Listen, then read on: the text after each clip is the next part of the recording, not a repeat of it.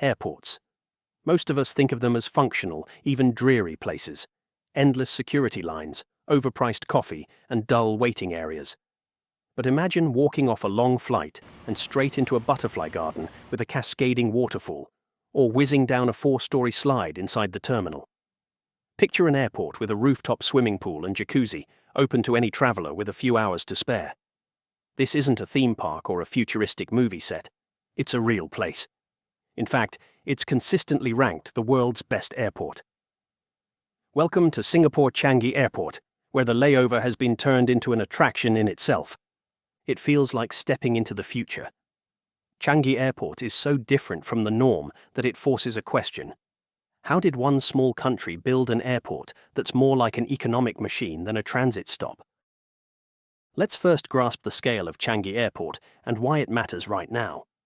In 2024, Changi handled about 68 million passengers, roughly 12 times Singapore's entire population. That volume places it among the top 15 busiest airports globally, and in pre-pandemic rankings, it was top 7 worldwide for international travelers. Over 100 airlines operate here, connecting Singapore to over 170 cities across Asia, Europe, Australasia, Africa, and the Americas. In normal times, a flight takes off or lands at Changi roughly every 80 seconds. Think about that next time you hear the roar of a jet overhead. Beyond passenger traffic, Changi is a critical economic engine for Singapore.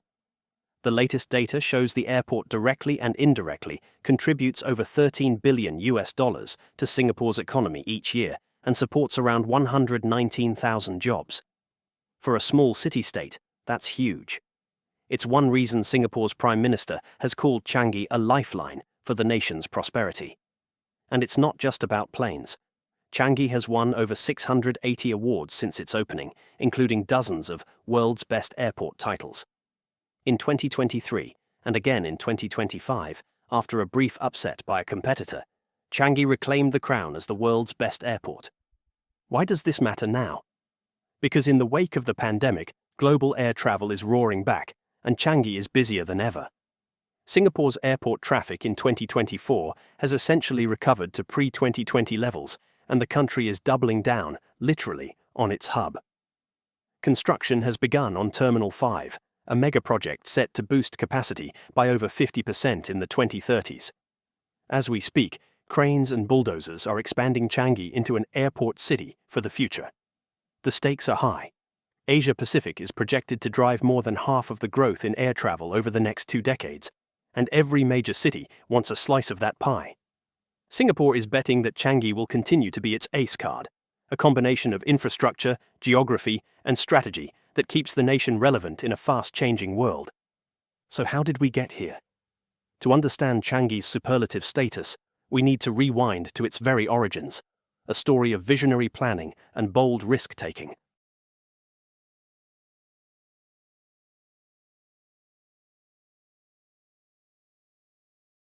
It's the mid-1970s in Singapore. The nation is young, just a decade post-independence, and growing fast.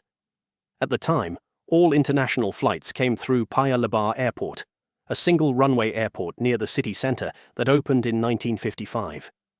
Paya Lebar was handling around 4 million passengers a year by 1975, up from just 1.7 million in 1970, and it was bursting at the seams. Jets were getting bigger, travel demand was rising, and it was clear that the old airport would not cope for long. The logical plan? Expand Paya Lebar with a second runway and bigger terminals. In fact, consultants had been hired and blueprints drawn. Fill in a nearby river, relocate thousands of families, extend the airport right where it was. Singapore had already invested about 800 million Singapore dollars in Paya Lebar upgrades when something unexpected happened. In 1975, Singapore's Prime Minister Lee Kuan Yew, the nation's founding leader, made a radical call. He rejected the Paya Lebar expansion plan, essentially deciding to throw away that 800 million Singapore dollars sunk cost and instead build an entirely new airport at Changi on the eastern tip of the island. This was a shock to many of his advisors. Changi was a far-flung coastal site, then occupied by a British military airbase and swampland. Developing it would require massive land reclamation, literally creating new land from the sea, demolishing old infrastructure and relocating even graves and villages. It also meant spending an additional 1.5 billion Singapore dollars, a huge sum at the time, on top of the wasted Paya Lebar investment. Detractors argued it was too costly and risky, but Lee Kuan Yew was convinced this was the smarter long-term move. He would later call it the best 1.5 billion Singapore dollars investment we ever made. Why such a bold change? Two big reasons guided LKY's decision. Paya Lebar was hemmed in by urban development. Adding one more runway was feasible, but then what? Singapore would have had to cap growth or even sacrifice whole neighborhoods for further expansion. Changi, by contrast, sat by the open sea. Planes could take off and land over water, minimizing noise and pollution over populated areas. And crucially, if more space was needed in the future, Singapore could reclaim land outward into the ocean.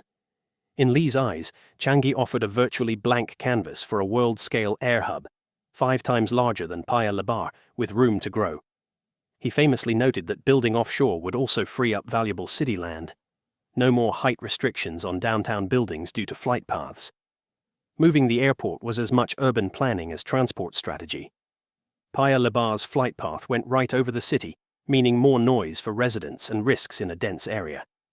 Changi would route flights over the sea, preserving quality of life in the city.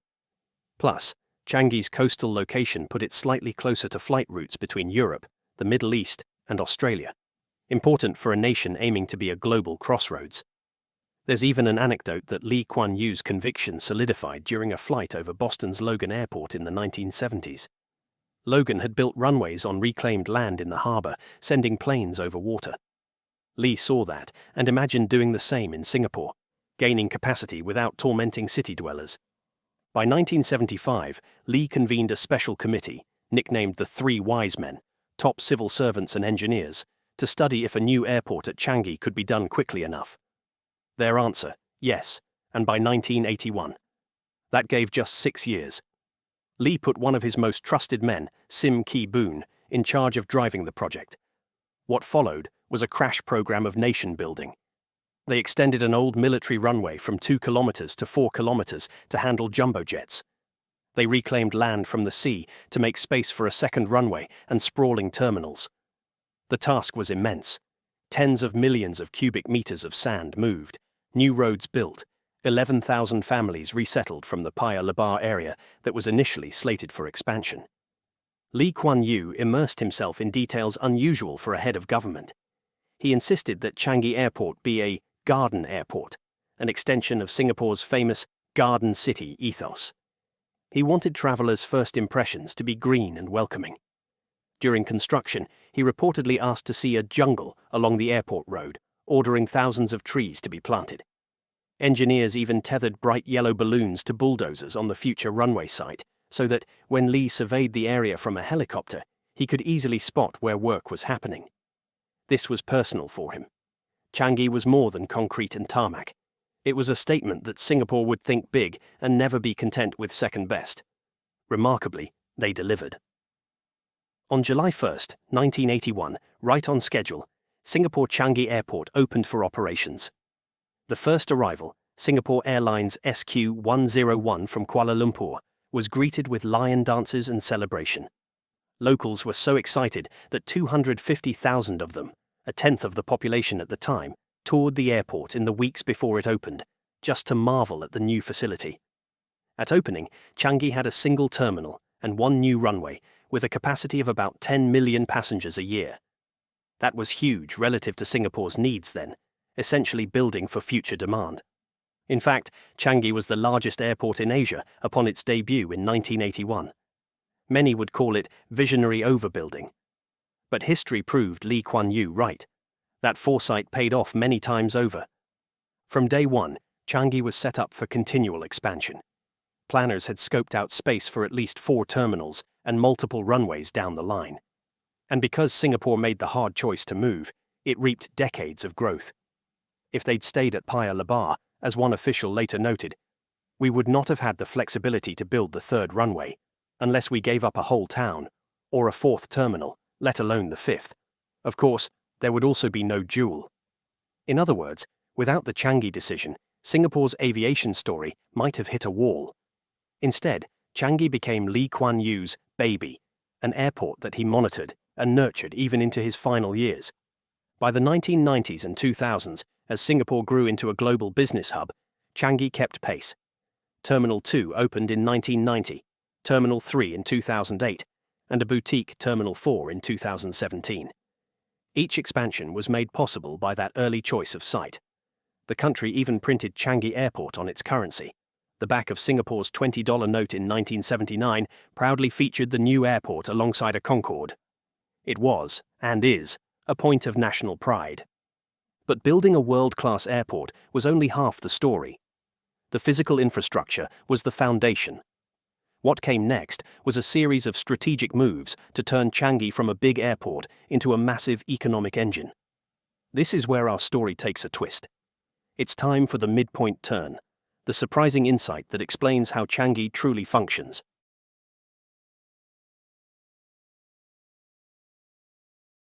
Here's a little secret about airports. The real money isn't in the airplanes, it's in everything else. This is the big insight that airports like Changi have mastered, and it might not be what you expect. Most people assume airports make their living from airlines, landing fees, fuel charges, passenger taxes. And they do, to a point. But globally, on average 40% or more of airport revenue comes from non-aeronautical sources. Basically, things that happen inside the terminals. At major hubs, those commercial revenues, duty-free shopping, restaurants, parking, hotels, etc., can account for up to 80% of an airport's profits. Think about that. The Gucci store or the $8 lattes you buy during a layover are often more profitable to the airport than the 747 parked at the gate. Changi understood this earlier and executed it better than most. Over the years, Singapore relentlessly developed Changi as a destination in itself, a place where travelers want to spend time and money. The result? By 2019, Changi's income from concessions and rentals, that is, retail and services, had more than doubled in a decade, from about 537 million Singapore dollars in 2009 to 1.17 billion Singapore dollars in 2019. That's nearly half of its total operating revenue, outpacing what it earns from airline fees. In short, Changi Airport is also one of Singapore's most lucrative shopping malls. This strategy, turning a transit hub into a consumer paradise, is an economic masterstroke. Non-aviation revenue doesn't just pad the airport's finances, it also lets Changi charge airlines less. The more the airport can earn from retail and services, the more it can afford to keep landing fees and tickets charges competitive. In the fiercely competitive world of global aviation hubs, that's a big deal. As one industry analysis put it, the greater the retail revenue an airport can generate, the greater the cross-subsidy it can provide to aeronautical charges, and the more price competitive the airport will be. In plain English, shops and food courts help keep runway fees low, which attracts more airlines and flights, which brings in more passengers who then spend more in the shops. A virtuous cycle. It's like an economic perpetual motion machine, or at least, that's the idea. Singapore has effectively turned Changi into an economic weapon by leveraging this dynamic. It's a long-term play. Invest in making the passenger experience outstanding so that airlines and travelers alike choose Changi over other transit points. Every extra hour a traveler happily spends at Changi is an opportunity for revenue, and a reason for airlines to route through Singapore. This mid-1970s bet on a huge new airport didn't pay off just by providing capacity. It paid off by allowing Singapore to redefine what an airport could be.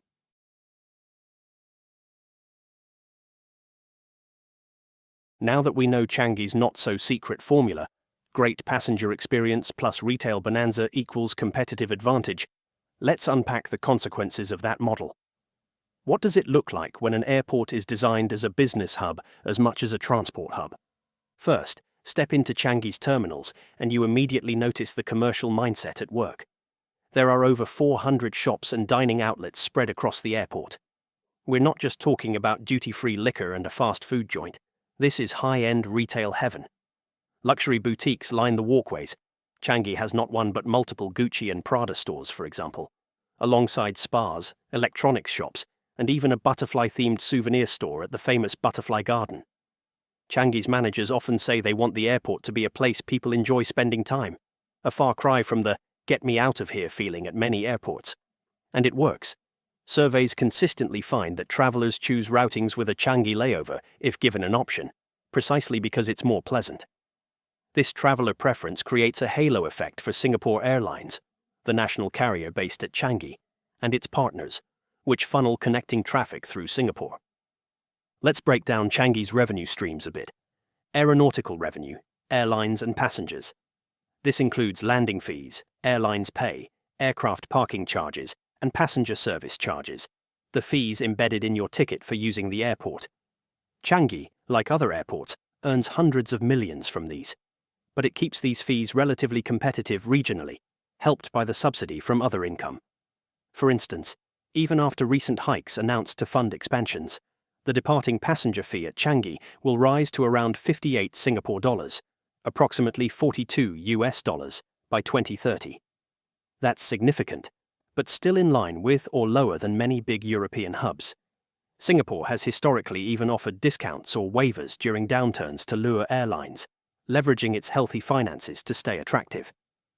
Non-aeronautical revenue, commercial.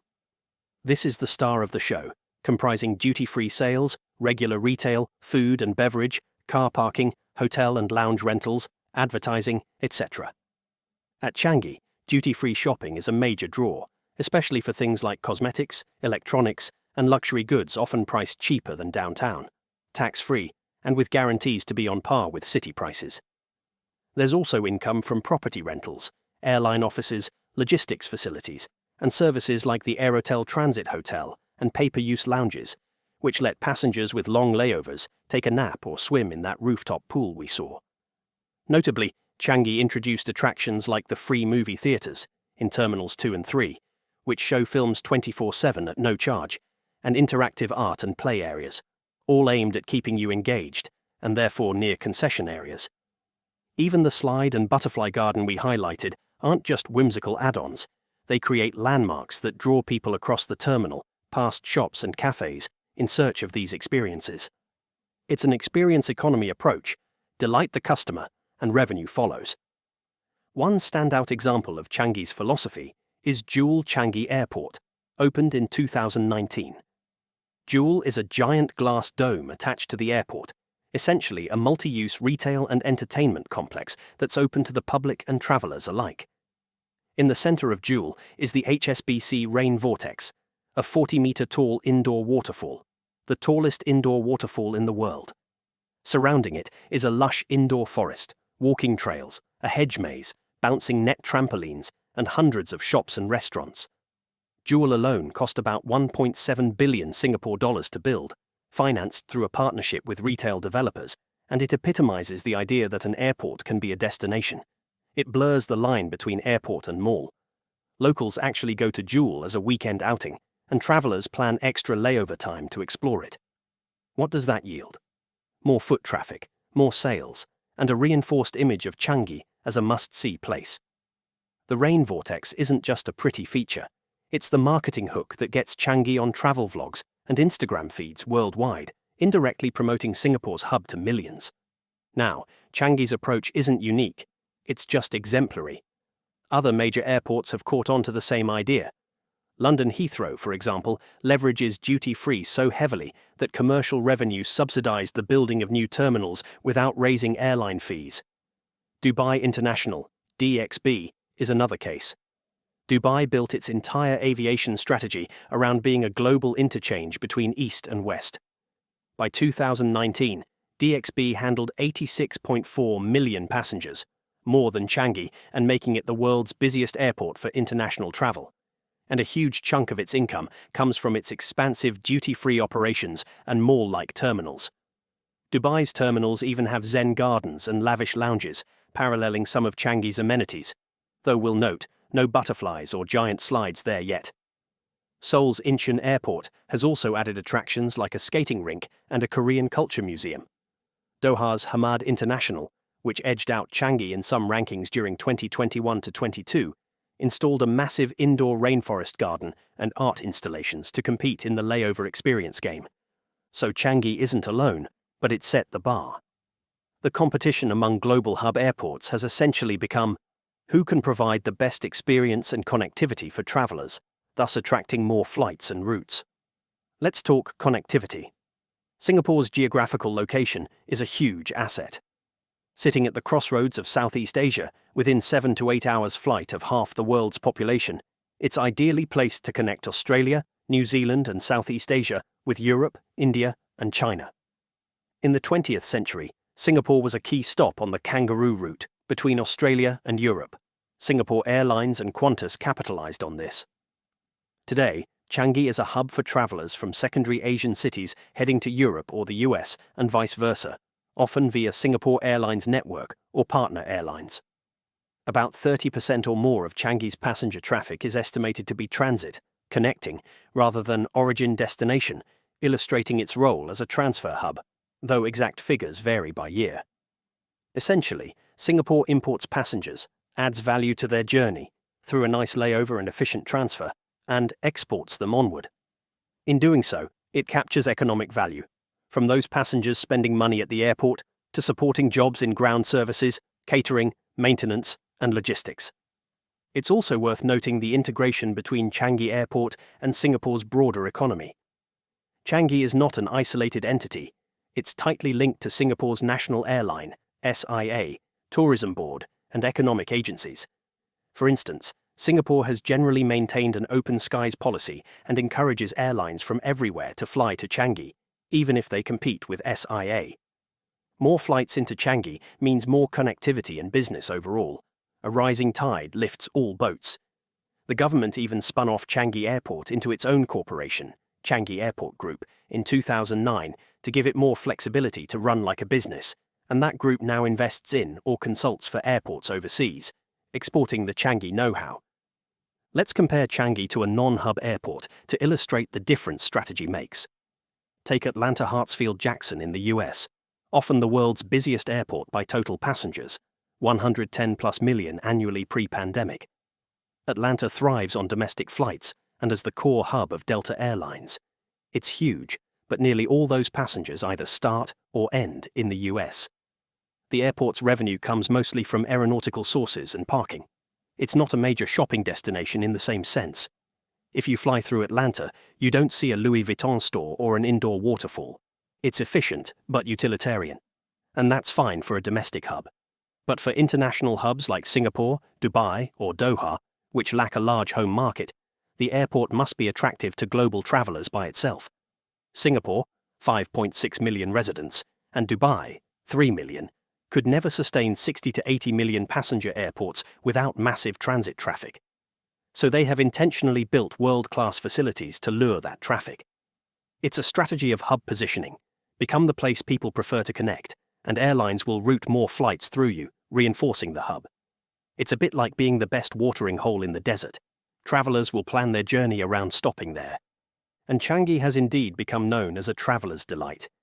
It routinely tops surveys for categories like cleanest airport, best transit airport, best airport dining, best airport staff, and so on. These soft factors matter. For instance, if you're an airline choosing whether to send your new route through Hub A or Hub B, you consider what your customers might prefer. Changi's reputation helps Singapore win routes. There's also a strong cargo aspect. Changi is a major air cargo hub. FedEx and others base regional operations there. The efficiency and capacity of the airport make it attractive for logistics, which in turn supports Singapore's trade and electronics sectors. In 2019, Changi moved over 2 million tons of air freight, ranking among the largest airports worldwide. Cargo doesn't care about waterfalls, but it benefits from the connectivity that passenger flights provide, belly space in planes, and from dedicated infrastructure Singapore built, like cool chain facilities for pharmaceuticals, etc. The bottom line, Changi's hub-and-spoke strategy, underpinned by stellar passenger amenities and non-aero revenue, has kept it at the forefront of global aviation. It turned out that building a bigger airport was just step one. Step two was running it like a savvy business and tourism enterprise. As a result, tiny Singapore wields outsized influence in air travel. Changi is often mentioned in the same breath as London Heathrow or Dubai or Atlanta, despite Singapore's small size.